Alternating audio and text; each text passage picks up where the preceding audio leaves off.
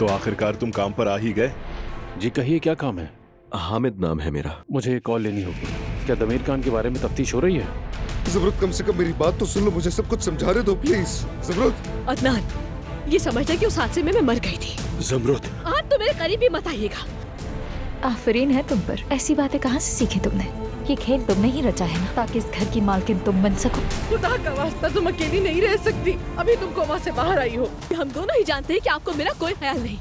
मेरे रास्ते से हट जाओ। देखो जा रही है मेरी बच्ची, देखो। क्या हो रहा है? ये मक्कार मुझे नसीहत कर रही है।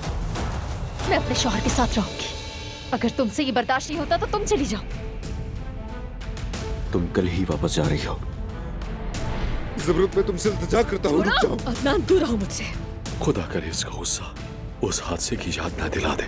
सोई भी शहजादी, प्लीज मत जाए। सोई भी शहजादी, मुझे यहाँ अकेला मत छोड़े।